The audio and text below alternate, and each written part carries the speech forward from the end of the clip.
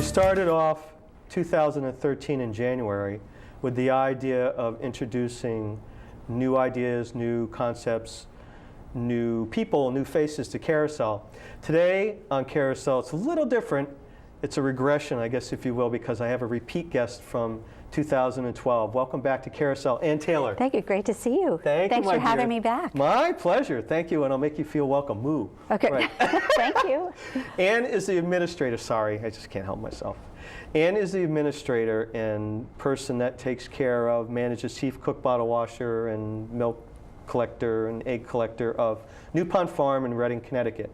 We had Ann on last summer, and we introduced you at home to Ann and also New Pond Farm, which, by the way, their website is newpondfarm.org. Correct. And it's a 102-acre estate that was originally owned by Carmen Matthews, who was a very, very accomplished performer, actress on stage and film.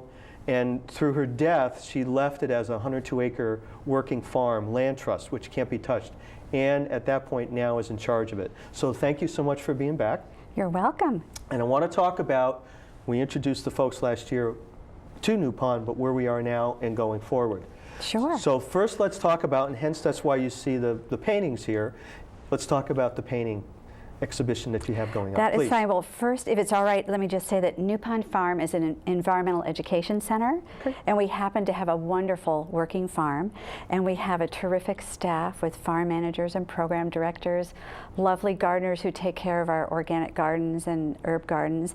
So it takes a lot of us to make this a great success. Sure. And one of the things we do each year, or every other year as a fundraiser, is to hold an art show.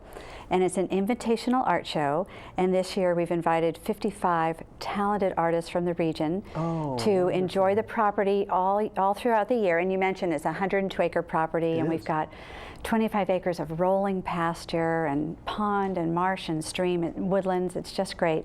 So they have come for the year, and they've been painting and capturing, whether it's just the scenic vistas or the animals or special plantings that we have.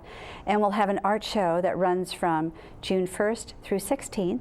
Okay, Of this year. Right, 2012, and 2013. It'll be 2013. It will be held in our learning center, right there at New Pond Farm. And we're so excited about it. It's great, and I brought just a few pieces. We did. Today. Our artist in residence is Chris Holm. Okay. She also happens to be on our board of directors, and she's the chairman of this show.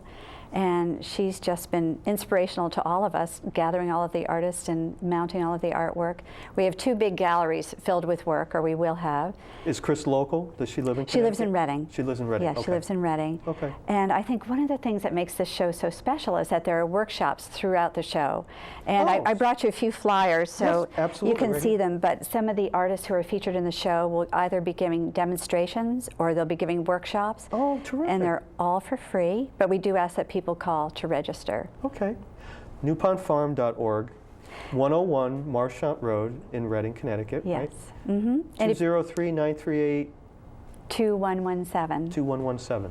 Yes, Okay. and if they go to our website, right on the home page, there's a button that you just click and it brings you right to the art show page. And you can see all of the workshops and you can register right there. Okay. So that'd be great. And you just had, as in a week or 2 ago, you had Race for the Cows. We did. We had our second annual Redding Road Race called the Run for the Cows. And we really are so lucky. We have a member of New Pond Farm named John McClary, who came to us with this idea, and he's an accomplished runner, a marathoner, and he said one of his dreams was always to create the best race in Fairfield County and beyond. And so it's a half marathon and also a 7-miler, and we had 650 runners. Wow. And it filled in 8 days. It was phenomenal. Good for you. And then we had 100 young runners doing the piglet prance around the pasture. So that was great. So we had the young runners and the older runners, but it was spectacular. The run starts and ends on the farm, and the half marathon goes all through the roads of Redding and a little bit into Danbury. And we had the most amazing day. And it was a great fundraiser to support the environmental education programs at the farm. Isn't that terrific? So yeah, we are very grateful. Good for you. He's a fantastic organizer, and we just all were waiting for our tasks. He gave us a list of what we needed to do, and he assured us he knew what he was doing, and he really did. He runs such a quality race. All of the runners were thrilled. And this was the second year? Second year. Right, and you're thinking next year? We're already ready. Yes, You're already ready for the third one? Yes, Okay, we had next year. great meetings, and we all just fine-tuning little things here and there, but basically it just went beautifully. And that's typically around the first week of May? Yes, first weekend in May. Okay, so if folks out there are a runner or would like to be involved with it in one way or another, you can look for the third annual, which will be the beginning of May next year. And actually the website they should visit is readingroadrace.com. Okay. And that's where John will post the day. And we do give members of New Pond Farm and Reading residents a little lead time so they can sign up, and then he'll open it up. But it really, 8 days for 650 runners was pretty remarkable. That's phenomenal. We were excited. That's really phenomenal. Yeah.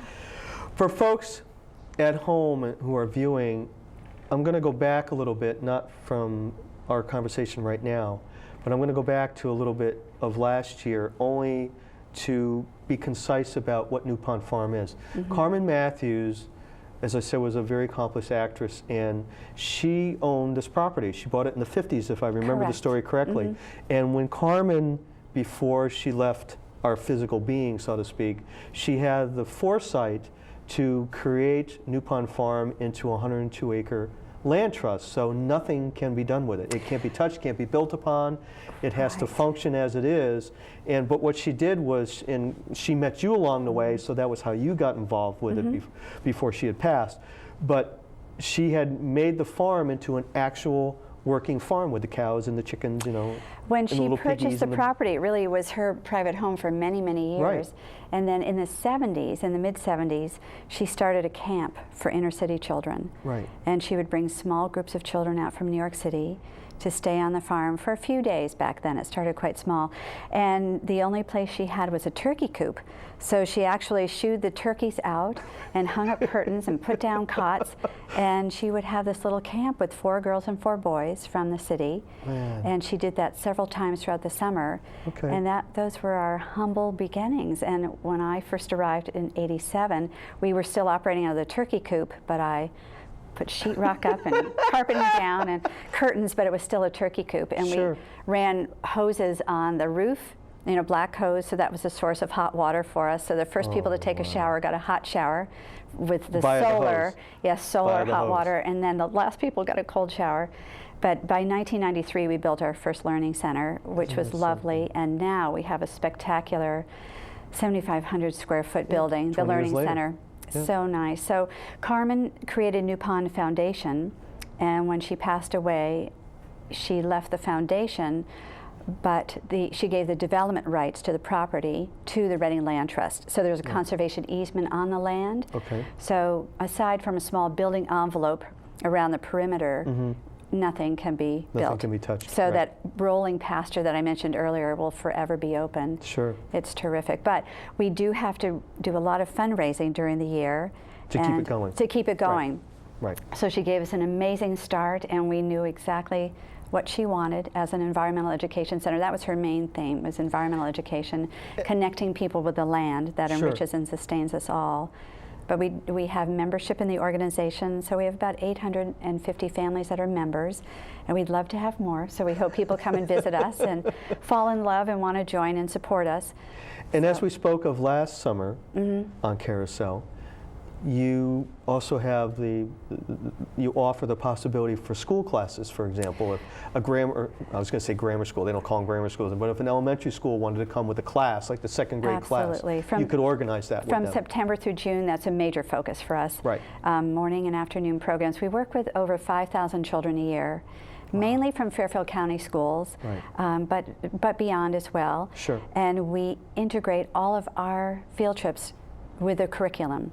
So we have the great joy of bringing the in-school curriculum to life with hands-on programs. Sure. So today, for example, we had different groups there. One was doing a freshwater ecology program, and they were exploring the stream and the pond and the marsh. Another group was there for a farm program, so they were learning about the importance of farms in their life and where their food comes from. And spring is a particularly great time to be on the farm with all of the babies. Because everything's blossoming, everything's popping out. Yeah, and we've got lambs and piglets and chicks and all the rest. But then people come for Native American programs and habitat hunt programs. So the schools really get a lot out of it. We love it. We work with 4-year-olds all the way up through almost to middle school, but I think just because of the busing schedule, it's mainly elementary school at this point. Sure, that's terrific. While we're talking, I'm going to start holding up some of the paintings that we were talking about. Sure. And we can zoom in on them as we continue talking. This is great. The painting that you're holding right now is also by Chris Holm, our artist in residence, and this is showing you a view of our pasture with one of the ewes under a shade tree. And if you come to the farm during the season, this is what you'll see, the animals out grazing in the pasture. The cows actually come up to the barn in the morning to be milked. They spend the day in this lovely barn with a fan, and then after they're milked for the afternoon, they are turned out to pasture, and they graze all through the evening. Then they come back tomorrow and do it all over again. They do it all over again. Amazing. And we do have a state licensed dairy, and we are one of Connecticut's dairy farms of distinction, which we're very proud of. And that means that our milk tests are spectacular, and the farm is beautifully clean. So people can come to the farm and buy freshly pasteurized milk and yogurt. Right, because you were so kind last year when we did the interview. You gave me a half a gallon of chocolate milk. And I brought you more tonight, so hopefully you've got. So that's very sweet. Thank you like very, it. very much. I appreciate that. Thanks. So let's shift this one. So this way we can view all the ones that we have here. And I appreciate you bringing these. This really gives you a sense of what New Pond Farm looks like from a pastoral setting, if you will. It is quite beautiful. Yeah, it really is lovely. And brief snippet of how we met was all through the circumstance of a great horned owl that I found that was injured on a road. And through the connection of life, somebody had mentioned, I was trying to get help for it, and somebody had mentioned to me, you should call Ann Taylor of New Pond Farm. I'd never heard of you, I'd never heard of New Pond Farm, and I had the great horned owl. It was in my car, not in a box. It was just sitting, standing on the floor. So I brought it, and said, sure, bring it over, and that was how we met. I met Carmen, standing in your kitchen like 8:30 in the morning. You're all still in your morning clothes, and you took it, you nursed it back to health, hand-fed it, diced up mice. Diced up, I remember that very well. Yes, because you took it to the wildlife vet in Stratford. Dr. Piper. Right, and then you hand-nursed it back to health. It was a male. And then 3 weeks later, we went back up to 684. He became quite a vigorous great horned owl. He was great. So it was wonderful to release him. He had just been really knocked by a car, I think. So that was how we met. That was how we connected, and then had the pleasure of meeting Carmen as well. Yeah. She was such a lovely lady. She was great. I had the great honor of working with her for about 8 years before she passed away. But you see, that's, in this life, that's what anybody's job is to do. It's, you figure out what it is that you've been sent here to do. Everybody has a specific job, whatever that is. The only one that's going to tune into that is you. You get to figure it out for yourself. You'll get cues as you go along.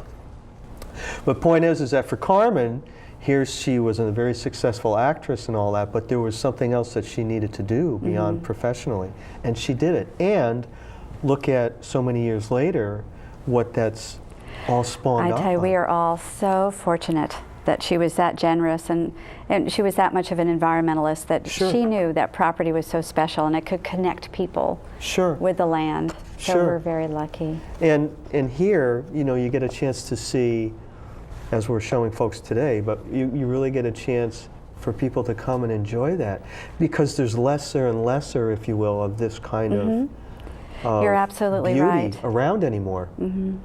No, you're absolutely right. And people who come to the farm, it's such a peaceful place. You know, you can come. Well, I was out, you know, just yesterday evening, and the long shadows just before the sun sets, and you know, the cows were grazing. You think, gosh, how lucky are we to have the chance to have a place like this? So it is a terrific place for families and adults and children. How did you? We talked about this last summer, but just filling in some little gaps so this all makes sense, if you will. How did you connect with Carmen? I had been working at Connecticut Audubon for 12 years, and I was their naturalist, and then their senior naturalist, and then their director of education, and in charge of their wildlife rehab program. And what a great job that was. It was a wonderful organization to work for. But I had enjoyed it for 12 years and was thinking it would be fun to try something new. And at the same time, Carmen had just transitioned from having just the summer camp to wanting to have a year-round environmental education center. Right. And she invited me up to, well, actually, Sally, who's on the board, had brought her school children down to Audubon and knew of my work, so she invited me to teach there a couple of times on the weekends just to help them out. And I went up, and then we talked, had a great lunch with borscht soup, and then they invited me to become the director, or executive director, and it was, what fun. And it was just beginning, and there were only 2 of us then, and I milked cows and drove the tractors and brought in the hay and did all of that. And humble beginnings, though, really humble beginnings. And from there, I'm just so proud of where we've come. And honestly, as I said before, we have the most amazing staff, all so gifted in their own right, and all bringing great things to the New Pond Farm. And volunteers, we have about 150 volunteers, and everybody is just so generous with their time and their talents, and look what very happy place. We mentioned for Carmen, look what she did, but now look what you're doing in your life. It's been a gift for me. She planted the seed. She truly planted the seed. She did. And so now you're watching it grow. Now you're watching it blossom. Yeah. You know, for the next. And she was always generation. great. She always said, small and personal. Keep it small and personal. And you know, it would be so easy to let New Pond become very big, and we haven't. We've been true to, you know, her wishes. Sure. And we keep it very small. We still have the camp for inner city children, and we're getting ready for that again. But instead of working with children from New York City, which was hard for them because it was hard for them to come back and make a long-term connection with us. Right. We work with children from Bridgeport and Norwalk and Danbury. Okay, so more local. More local, but it's still the same premise. The children come to us for 10 days at a time. Don't live in the turkey coop, but live in the beautiful learning center. And they have 10 incredible days where they learn to work with the farm animals and enjoy the beauty of the property. They explore all corners, woodlands and wetlands, play lots of games, swim in the pool. And we also now bring 4 girls and 4 boys at a time from the area. So we have city children and area children together. Okay. But again, it's just small and personal. Sure. And it's terrific. It's, I think, one of the cornerstones of our programming. Of what you're doing right now. Yeah, so we still do that, keeping true to her dream. Well, it is the dream, so to speak, but it's more the idea that you're making the dream to the next stage. Yeah, and I think she'd be really excited. We also have a Shakespeare program there, which is great fun. We have summer Shakespeare for middle school students, and this summer they're going to be doing Twelfth Night. And we're still looking for some interested actors. If anyone has students going into 7th, 8th, or 9th grade and would be interested, that's a 3-week-long program, and they put on a full production in the pastures. It's so beautiful. It's just great. Sure. And in the wintertime, we have Shakespeare for high school students, where they explore the tragedies through scene work. And talented directors Nancy Ponturo and Julia Levo head up the program. And we have a woman doing beautiful costumes and live music to go along with the plays. And that's really Carmen's basis. I mean, she started as Shakespearean actress, and she worked with Maurice Evans and toured Europe and the United States, and she was his leading lady for many years. So I think she would be pleased with that. We have this coming up, meaning the art show. June 1st, June 16th. Through 16th. Right. And what else do you have on tap now? When we interviewed last year, we were talking about the golf outing. So we should mention that. I know that's not till September, October, but we should mention that now. We would love to have, we're looking for more golfers. We have a wonderful golf outing at the Reading Country Club. Okay. And again, small and personal. We only take four people for every hole, so it's, you know, a nice small group of golfers. Okay. But it's fantastic, and we have lovely business sponsorships. That's where most of our money comes from. And there's a dinner, and well, golfers have a luncheon, and there's a dinner, and we have an auction and a raffle. So and that's usually middle of September. But again, if you go to our website, there's a link right on the website. We invite you to come. Okay. And so that's great. And then we just had our May Fair. That was sheep shearing and maypole dancing. Great day. That's in May every year. And in the fall, Apple Harvest Festival. We'll have another great day. We didn't talk about it last time, the astronomy end of it. We didn't mention that last time. And I should have. One of the paintings had the astronomy building in it. Actually, it's right there. We have in Reading. It is a wonderful town, beautifully rural, and we don't have street lights. No. So very darkened skies. And out in the middle of the pasture, we have a wonderful astronomy building with beautiful telescopes and a very enthusiastic group of astronomy volunteers, very knowledgeable. So once a month, we invite people to come out and gaze through the telescopes and celebrate right. whatever's in the sky at that particular Sure. time. Sure. I wanted to mention that because it stuck out in my mind when we did the last interview, because I thought, boy, how terrific that must be. Yeah, Go ahead, I'm sorry. No, it's so beautiful. We just, we celebrate, the Perseid meteor showers in the summer, and we just had something called the Messier Marathon. There was an astronomer, Messier, who found well over 100 celestial objects in one given night. Okay. So people come out, some come with lawn chairs, some come with sleeping bags, and they go for hours finding each of the objects in the sky. Isn't that something? And our telescopes have that great go-to feature where you can tap in the coordinates and they swing across the sky and find just what you're looking for. Isn't that terrific? So it's for a small environmental education center, we have a lot to offer. You got a lot going on. Yeah, and we have a wonderful maple syruping program. So we just finished That's that right. season in February and March and made all of our own syrup. That's right. And honeybees. So we have beautiful wonderful hives, very active, and then we spin down the honey in the fall. What are you seeing, maybe not so much New Pond directly, and this is taking a right turn, Mm-hmm. what are you seeing about the demise of certain bees? Well, it's been a very hard time for beekeepers in our area. Last year, not this past winter, but the winter before, was very mild. Right. So beekeepers were elated because their hives made it through. Sure. Ours did too, and we had a record year for honey production, which was wonderful for us. But then this past winter was quite cold, and so our bees, like many, succumbed. There's a problem with mites, with varroa mites, and so they're trying to get a handle on that. But we try. It's important for beekeepers to keep trying anyway, because Sure. you need the bees for pollination. Right. So you keep the faith and you get your bees, and you hope for the best. Is it a particular species of bee, like a honeybee or a yellow jacket, or? Well, they're all honeybees, and They're all beekeepers are keeping honeybees. Okay. And there are Russian bees, there are Italian bees, there are different strains, but they're all basically the honeybees that the beekeepers see. keep. And one thing that I didn't mention was our beautiful vegetable gardens. We have a CSA we didn't talk about that. at New Pond Farm. We have a shared harvest program, so our members are eligible to participate in that. And they come every week and bring home a bounty of vegetables. And we have, if you come to the farm, you'll see beautiful vegetable gardens and herb gardens, all organic. So That's terrific. yeah, so that's another aspect of what Boy, we there's do. so much packed in. So that's one why little it's property. really worth being a member to support all of this. And if you do join, then you have access to the property whenever you like. Right. And you can go hiking, you can go cross-country skiing in the winter, you can go tobogganing on Astronomy Hill. And we have loads of programs that are just for members. We have a pancake breakfast and an old-fashioned Easter egg hunt where volunteers hard boil and dye 200 dozen eggs, and they're hidden all over the farm. And it's really a terrific day. Sure. Yeah, caroling in the barn with the animals. We have local musicians, wonderful musicians, volunteering their time and coming in, and we all sit on hay bales and we sing together, and the animals are all in the stalls, so very often the cows will chime in or the sheep will chime in, and then we go out in our courtyard and we have, nice hot chocolate and cookies, homemade cookies. What about a hayride? Well, we have hay. We no longer have our horse. Okay.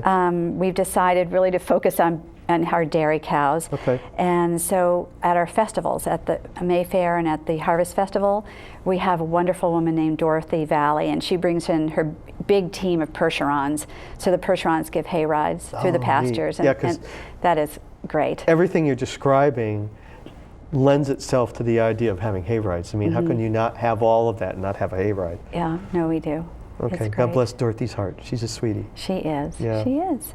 So newpondfarm.org is the website. Yeah. And Ann just told me before we started this interview that she finally has a Facebook page for New Pond Farm. Yay. Yes, we finally Yay, have the yay, yay. courage Very good. to do Good that. for you. So yes, please friend us on Facebook. Yep, friend us and on- we'll keep you up to date with what's going on. And we put Absolutely. on little clips from the barnyard, so you can see, the little lambs nursing with their mom and see the cows grazing. And we took a group out to look for spring peepers at night, so we have little videos of the peepers peeping. And That's so terrific. Yeah, we hope people will get involved, come see us. Sure. Well, that's what we spoke of last summer about social media, as the phrase goes these days. I mean, it truly is a wonderful way to access information and to promote information to help get it out there. It is. So I'm glad that you finally did We that. finally did it. You know, Good. here our whole goal is to get people outside, connecting with the land and Sure. enjoying the environment. So a little bit of inside time with the computer, but we hope that most people go outside because this is an interesting time in our lives. There's so many things keeping people inside Yes. that I'm afraid that the next generation is going to lose connection with the land. You And if we don't connect, if they don't connect, and if they aren't inspired by it and appreciate it and Sure. understand it, they won't want to protect it. And so it's our job really to, that's our real mission, is to connect people Sure. so that they will grow to be responsible stewards of the land. Absolutely. So, You said in the last interview last year, I remember, not verbatim, but the idea, and you were saying about the kids, how a lot of the kids come to the farm, that if it doesn't exist on this, they don't have any connection. They don't even know how milk is made. well, you know, it's interesting with all the nature shows and Discovery Channel, they might know more about iguanas and animals down in South America than they do about the animals in their own backyard. Right. So that's our challenge, is to let them see how incredibly exciting our woodlands and wetlands Sure. and pastures are, Sure. and get them to appreciate what's right here in their own backyard. So- Absolutely. Spin off of this, were you able to connect with Scott and Daphne on Live Green, Connecticut? You know, we didn't because we had something else going that same weekend. Okay. We were just so busy, but we do an awful lot of work along those lines. So at some Yeah. point, It might be hopefully something, we will it might be a connect. really good way for you to, again, another facet or another avenue to help support. This year it's September 14th and 15th. So I don't know if you're busy, but point is that it would be free for you to come down and just set up a booth or set up a table. Sure. No, it'd be and great head to on spread the word. You know, yeah, exactly. It's another way of doing it. And actually last year, because you met them, they were, did. right, you met them Yeah. here last year, and they actually had the best turnout in their 3 years, that particular That is weekend. great. So we're gunning for this weekend, or this year I should say, which is September 14th. We're gunning to get even more people to come out. That's so great. Point Good. is that just wanted to throw that out to you once Great. again. You know, we often link up with other environmental centers to do special things. And Sure. For us, Earth Day is a big April celebration. 22nd, I think it was. So yes. around that weekend in our town, a lot of groups come together Okay. and work to have a special day for the town of Reading. Okay. So, Well, good. thank you so much, Thank Ann you Taylor, so for much. being back Great here. to see you again. www.newpondfarm.org. It's with a little bit of a heavy heart I have to say that this is my last Carousel. I appreciate being here. I appreciate learning so much that I have and to help get the show to a whole different level. And thank you so much for Joyce Frischman for having me on and having me involved in it. I'm spinning off and doing my own show now. So I wish nothing more than success to Carousel and certainly for the guests that have been on. And once again, thank you so Thank much, you. Ann, for being Great to here. see you. And Thanks. thank you all for being here. And please tune in again. Happiness comes with success. That I guess is true. But success is more or less a point of view. I'm no millionaire, I'm not the type to care, 'cause I got a pocket full of dreams. It's my universe, even with that empty purse, 'cause I've got a pocket full of dreams. You can keep the wealth of Wall Street for a road where nature trod. I'd calculate I'm worth my weight in